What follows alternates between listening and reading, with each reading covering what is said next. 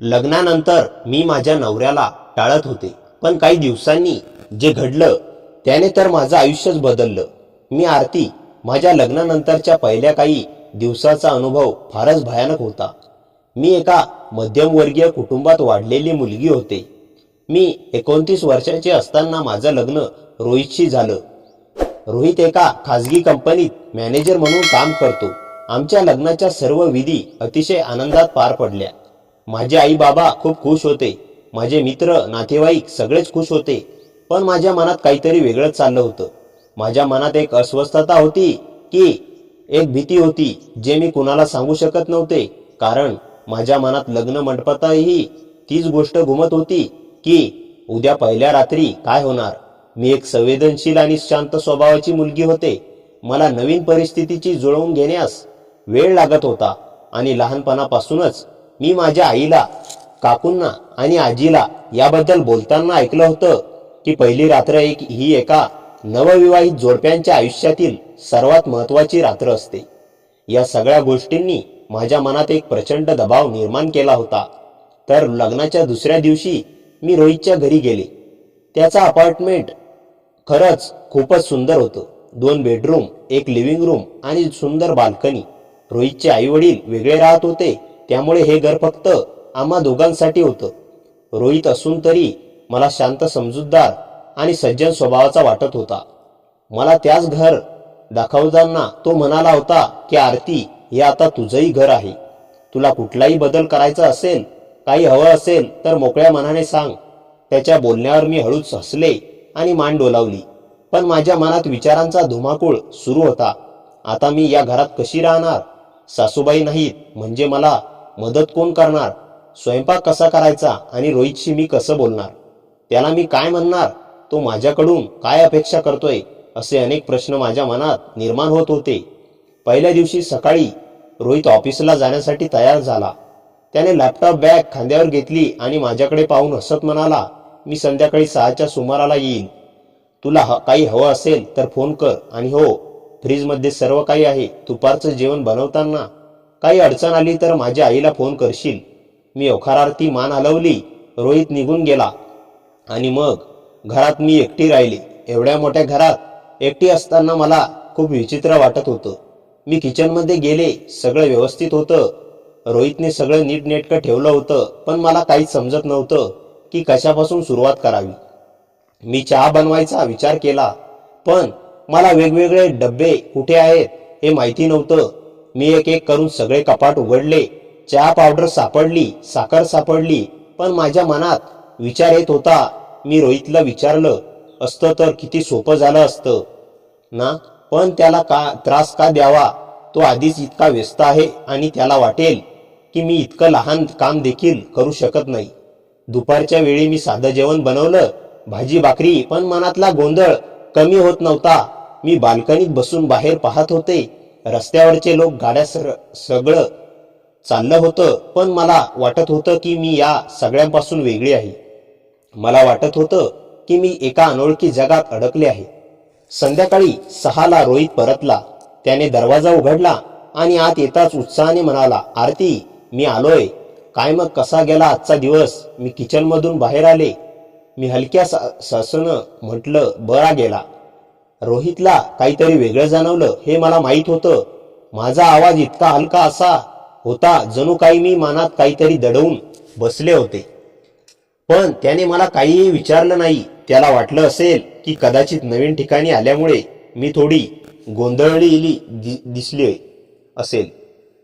दुसऱ्या दिवशी सकाळी रोहित उठला तेव्हा मी आधीच उठून किचनमध्ये होते. मी चहा बनवत होते, पण माझा हात थरथरत होते, कारण मी पहिल्यांदा रोहितसाठी चहा बनवत होते आणि मला भीती वाटत होती की त्याला आवडेल की नाही. तर रोहित किचनमध्ये आला. त्याने मागून येऊन म्हटलं, काय रे, आधीच उठलीस? मी तर अलार्म लावला होता 7 वाजेचा. आरती, माझी जास्त चिंता करू नकोस, जा आरामात झोप. मी काहीच बोलले नाही, फक्त हसले. रोहितने चहा घेतला आणि एक घोट पिताच तो म्हणाला, अहो वाह, किती छान आहे चहा, एकदम परफेक्ट. त्याने माझं कौतुक केलं. ते ऐकून मला थोडं बरं वाटलं. पण मग त्याने विचारलं, रात्री काल आरती, तू रात्री खूप लवकर झोपलीस? तुला थकवा आला होता का? खरंच सांगायचं झालं तर मी मुद्दाम लवकर झोपले होते, कारण मला रोहितची एकटी बोलायला भीती वाटत होती. मला वाटत होतं की तो माझ्याकडून काहीतरी अपेक्षा करतोय आणि मी ते पूर्ण करू शकणार नाही. तेव्हा मी त्याच्याशी खोटं बोलले, म्हणाले की हो, थोडा थकवा होता, मला काळजी घे म्हणून तो त्याचा आवरायला गेला आणि काही वेळाने रोहित ऑफिसला निघून गेला. आजही मी पुन्हा एकदा एकटी राहिले. आज मी ठरवलं की घरची साफसफाई करायची. मी सगळं घर नीटनेटकं केलं, कपडे धुतले, भांडी घासली, फरशी पुसली आणि या सगळ्यात मी स्वतःला व्यस्त ठेवून माझे विचार विसरण्याचा प्रयत्न करत होते. संध्याकाळी रोहित परतला. त्याने घर पाहिलं आणि खुश झाला. म्हणाला, वा आरती, सगळं किती स्वच्छ केलंयस. तू खूप मेहनत केलीस. आज जास्त थकली नाहीस ना? मी म्हटलं, नाही एवढं काही. अच्छा, चल मग आज बाहेर जाऊन जेऊ. तू आज घरातल्या कामात दमली असशील. आता पुन्हा स्वयंपाक करण्याची गरज नाही.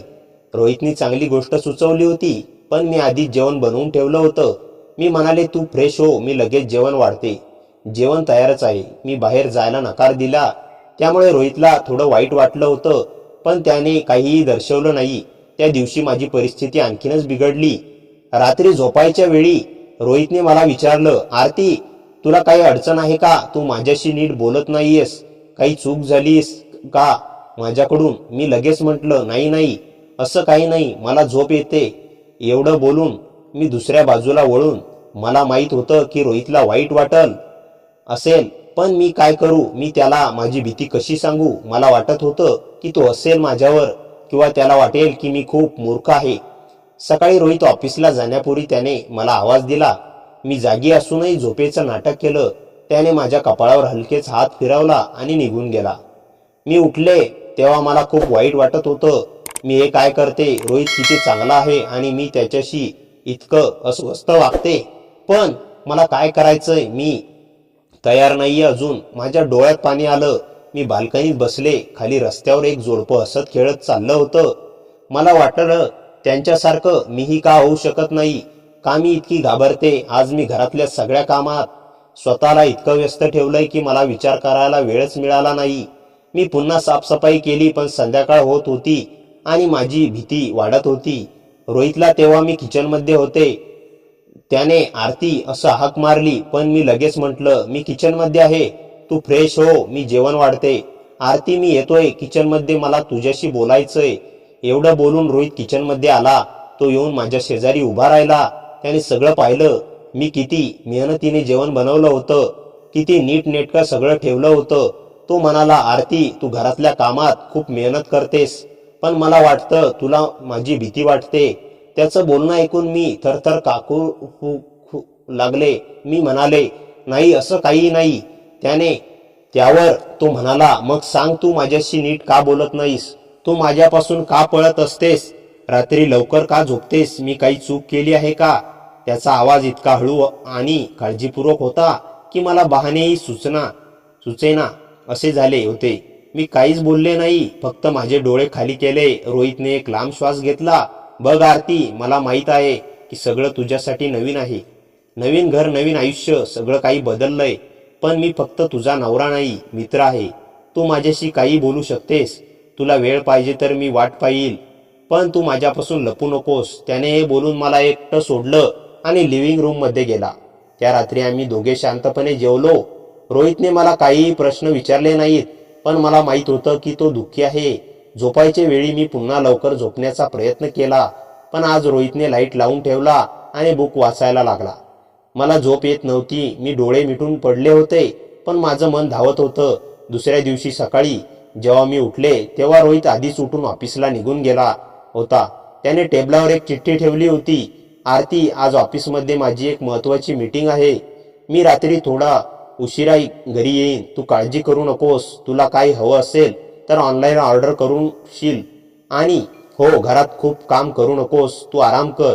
तुझा रोहित. मी ती चिठ्ठी वाचली आणि माझ्या डोळ्यात पाणी आलं. रोहित किती चांगला आहे आणि मी त्याच्याशी कसं वागते. मी त्या दिवशी फारसं काही काम केलं नाही, फक्त विचार करत बसले. मला माझ्या आईची आठवण झाली.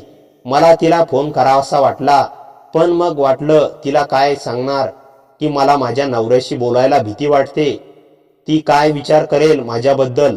मी बाल्कनीत बसले आणि मनात विचार करू लागले का मला एवढी भीती वाटते. रोहित कधीच काही वाईट वागला नाही. तू समजूतदार आहे, प्रेमळ आहे, मग का अशी वागते. मला समजलं. मला भीती वाटत होती कारण मी एक नेहमी ऐकलं होतं की पहिली रात्र ही किती महत्वाची असते. मी समजत होते की मला लगेच सगळं काही परफेक्ट करायला हवं. एक परफेक्ट बायको, एक परफेक्ट सून, सगळं काही परफेक्ट. आणि या दबावाने मी रोहित पासून दूर जात होते. काही दिवसानंतर माझी जिवलग मैत्रीण पूजा माझ्याकडे आली. तिला भेटून मला खूप आनंद झाला. आम्ही बाल्कनीत बसून चहा पित होतो. पूजा म्हणाली, आरती सांग बघू लग्नानंतरचं आयुष्य कसं चाललंय. मी थोडा वेळ गप्प राहिले. मग मी तिला सगळं सांगितलं, माझ्या भीतीबद्दल, मी कशी रोहित पासून पळत असते. त्यावर पूजा म्हणाली, या परिस्थितीत तू एकटी नाहीयेस. माझ्या लग्नाच्या वेळी मलाही असं वाटलं होतं. मी माझ्या नवऱ्याशी बोलले होते आणि सगळ्यांचे पार्टनर रोहित सारखे समजूतदार नसतात. आरतीला पूजाचं बोलणं ऐकून थोडा दिलासा मिळाला. पूजा पुढे म्हणाली, आरती लग्न म्हणजे फक्त जबाबदारी नाही, ते मैत्रीचं नातं आहे. तू जर रोहित पासून दूर पळत राहिली तर तो कधीच तुझ्या मनात काय चाललंय ते समजू शकणार नाही. तो इतका समजूतदार आहे तर एकदा त्याच्याशी मन मोकळं बोलून बघ. पूजाचे शब्द आरतीच्या मनात घुमू लागले. तिने इतके दिवस स्वतःलाच एका भिंतीच्या भिंतीत बंद करून ठेवले होते हे तिला आता जाणवत होते. संध्याकाळ जवळ येत होती आणि तिला आरती मनात ठरवत होती की आज रोहित घरी आला की ती त्याच्याशी सगळं खरं सांगणार. रात्री जवळजवळ 9:30 वाजताच दरवाजाची बेल वाजली. आरतीने दरवाजा उघडला तर रोहित थकलेला दिसत होता, पण त्याने तिला पाहून हलकसं हसू दिलं. सॉरी आरती, आज खूप उशीर झाला, तो म्हणाला. आरतीने शांतपणे मान हलवली आणि त्याला पाणी दिलं. काही वेळ दोघेही शांत बसले. मग अचानक आरती म्हणाली, रोहित मला तुझ्याशी काही बोलायचं आहे. रोहितने आश्चर्याने तिच्याकडे पाहिलं पण शांतपणे म्हणाला, ओ सांग ना. आरतीचे हात थरथरत होते. ती काही क्षण गप्प बसली आणि मग हळूहळू म्हणाली, रोहित मी इतके दिवस तुझ्यापासून पळत होते कारण मला खूप भीती वाटत होती. मला वाटत होतं की मी एक परफेक्ट पत्नी बनू शकणार नाही. पहिल्या रात्रीपासून सगळं परफेक्ट असायला हवं असं मी ऐकत आले होते. त्यामुळे मला खूप दबाव वाटत होता आणि मी तुझ्याशी नीट वागू शकत नव्हते. हे बोलताना तिच्या डोळ्यात पाणी आलं. रोहित काही क्षण शांत राहिला आणि मग हळूच तिच्या जवळ बसला. त्याने तिचा हात हलकेच धरला आणि म्हणाला, आरती तू इतके दिवस सगळं एकटी सहन करत होतीस. तुला वाटलं की मी तुला समजून घेणार नाही. आरतीने मान खाली घातली. रोहित पुढे म्हणाला, मला परफेक्ट पत्नी नको आहे. मला फक्त एक अशी साथीदार हवी आहे जी माझ्याशी मन मोकळेपणाने बोलेल. आपलं आयुष्य एकाच दिवसात परफेक्ट होणार नाही. आपण दोघं मिळून ते हळूहळू सुंदर बनवू. त्याच्या शब्दांनी आरतीच्या मनावरचा सगळा भार हलका झाला. ती हसली आणि म्हणाली, धन्यवाद रोहित. मला वाटतं आज पहिल्यांदाच मी खरंच शांत झाले आहे. त्या रात्री दोघांनी खूप वेळ एकमेकांशी गप्पा मारल्या. त्यांनी त्यांच्या बालपणाबद्दल, स्वप्नाबद्दल आणि भविष्याबद्दल योजनांबद्दल बोललं. त्या दिवसानंतर आरतीच्या मनातील भीती हळूहळू नाहीशी होऊ लागली. काही आठवड्यांनी त्यांच्या घरात एक वेगळीच आनंदाची हवा निर्माण झाली होती. आरती आता आत्मविश्वासाने घर सांभाळत होती आणि रोहित सोबत तिचं नातंही खूप मजबूत झालं होतं. एक दिवस बाल्कनीत बसून सूर्यास्त पाहताना आरती हसत म्हणाली, रोहित माहितीये का, काही दिवसापूर्वी मला वाटलं होतं की मी या आयुष्यासाठी तयार नाही. रोहित हसला आणि म्हणाला, आणि आता. आरती त्याच्याकडे पाहत म्हणाली, आता वाटतं की मी योग्य व्यक्तीसोबत आहे म्हणून सगळं सोपं झालं. रोहितने तिचा हात हातात घेतला आणि दोघेही शांतपणे त्या सुंदर संध्याकाळीकडे पाहत राहिले. त्या क्षणी आरतीला जाणवलं की आयुष्य बदलण्यासाठी कधी कधी फक्त एक प्रामाणिक संवाद पुरेसा असतो आणि त्या संवादानेच तिचं आणि रोहितचं आयुष्य खऱ्या अर्थाने सुरू झालं होतं. पूजाने चहाचा कप खाली ठेवला आणि आरतीकडे पाहत शांतपणे म्हणाली, आरती तुला माहिती आहे का, लग्नानंतर प्रत्येक मुलीला थोडी भीती वाटते. नवीन घर, नवीन माणूस, नवीन आयुष्य हे सगळं एकदम स्वीकारणं सोपं नसतं. पण एक गोष्ट लक्षात ठेव, नवरा हा फक्त नात्याने नवरा नसतो, तो तुझा मित्रही असतो. पूजाचे शब्द ऐकून आरती थोडी शांत झाली, पण तिच्या मनात अजूनही थोडा गोंधळ होता. ती म्हणाली, पण पूजा, मला वाटतं की रोहित माझ्याबद्दल काय विचार करत असेल. मी त्याच्याशी नीट बोलतही नाही. तो इतका चांगला आहे आणि मी मात्र तिचं वाक्य अर्धवटच थांबलं.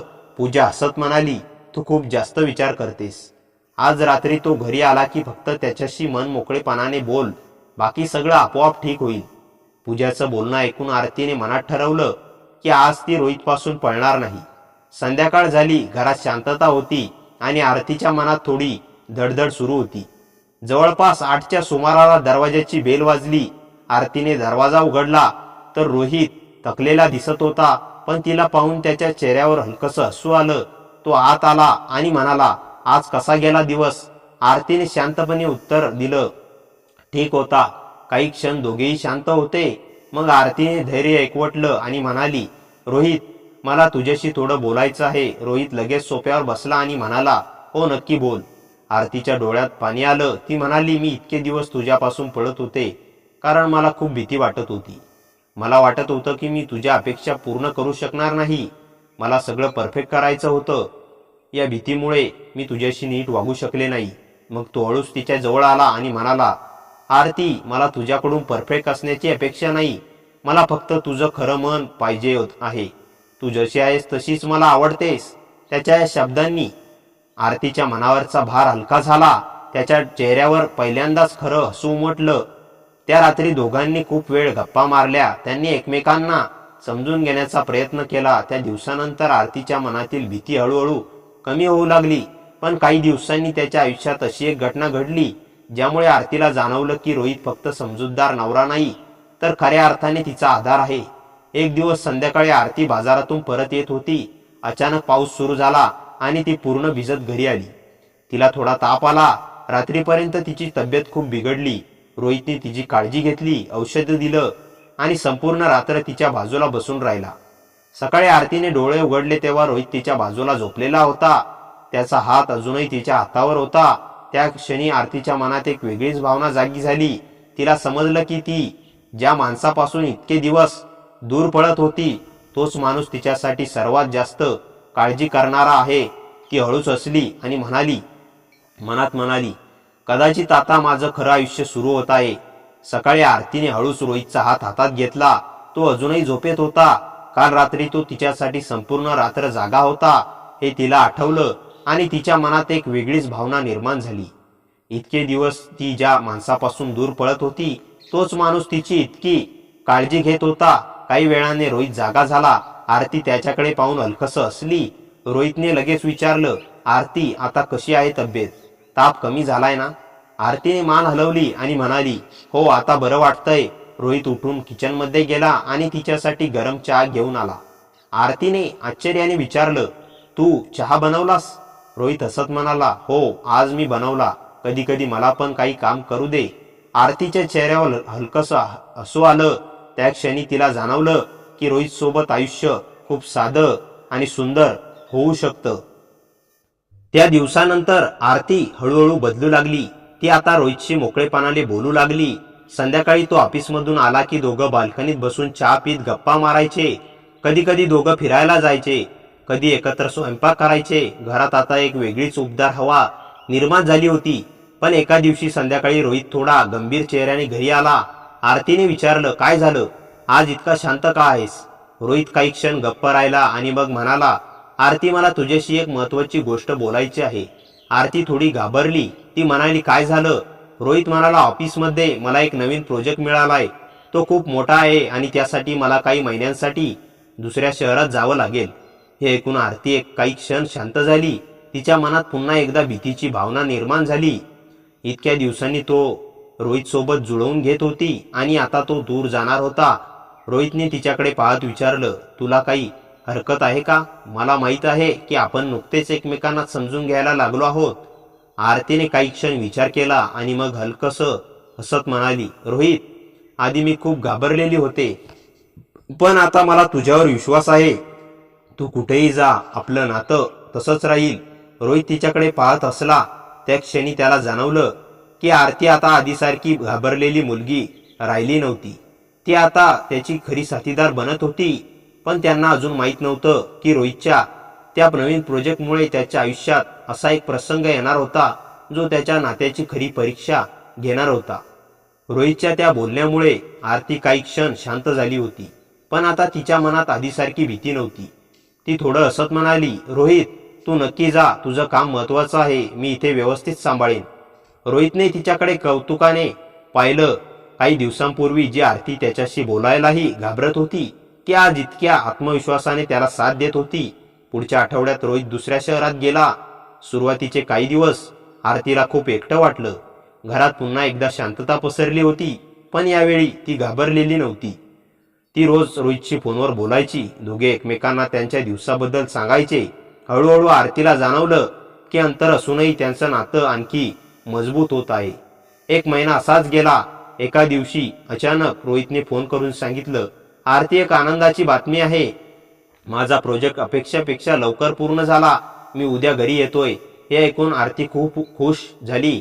दुसऱ्या दिवशी संध्याकाळी दरवाजाची बेल वाजली. आरतीने दरवाजा उघडला आणि समोर रोहित उभा होता.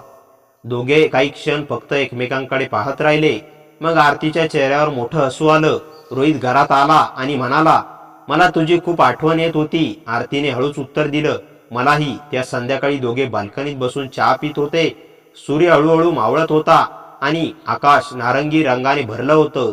आरती शांतपणे म्हणाली, रोहित, मला तुला एक गोष्ट सांगायची आहे. लग्नाच्या पहिल्या काही दिवसात मी इतकी घाबरलेली होते की मला वाटत होतं की माझं आयुष्य खूप कठीण होणार आहे. पण आज मला वाटतं की मी खूप नशीबवान आहे. रोहित हसत म्हणाला, का बरं? आरती त्याच्याकडे पाहत म्हणाली, कारण मला असा नवरा मिळाला जो माझा मित्रही आहे. रोहितने तिचा हात हातात घेतला आणि म्हणाला, आरती, खरं सांगायचं तर मीही सुरुवातीला थोडा घाबरलो होतो. मला वाटत होतं की तू माझ्याशी इतकी दूर का वागतेस. पण आज मला समजलं की प्रत्येक नातं वेळ घेतं. विश्वास आणि समजूतदारपणानेच ते मजबूत होतं. दोघे काही वेळ शांत बसून त्या सुंदर संध्याकाळीकडे पाहत राहिले. त्या क्षणी आरतीच्या मनात एक विचार आला. आयुष्यात भीती येणं स्वाभाविक आहे, पण योग्य व्यक्ती सोबत असेल तर ती भीती हळूहळू प्रेमात बदलते. आणि अशा प्रकारे आरती आणि रोहितच्या आयुष्यातील सुरुवातीचे गैरसमज दूर झाले. त्यांचं नातं आता फक्त नवरा बायकोचं नव्हतं, तर दोन जिवलग मित्रांचं बनलं होतं. त्या दिवसापासून आरतीला एक गोष्ट कायमची समजली, लग्न परफेक्ट असण्याची गरज नसते. फक्त दोन मनं एकमेकांना समजून घेणं महत्वाचं असतं. मित्रांनो, कथा कशी वाटली कॉमेंटमध्ये नक्की सांगा. कथेला जास्तीत जास्त लाईक करा आणि हाईप या बटनावर क्लिक करायला विसरू नका. आणि आपल्या मित्रमैत्रिणींमध्ये शेअर करा. आणि हो, चॅनलवर नवीन असाल तर चॅनलला सबस्क्राईब करायला विसरू नका. भेटूया पुन्हा अशाच इंटरेस्टिंग आणि धमाकेदार कथेसह. तोपर्यंत हसत राहा, खुश राहा. Bye bye.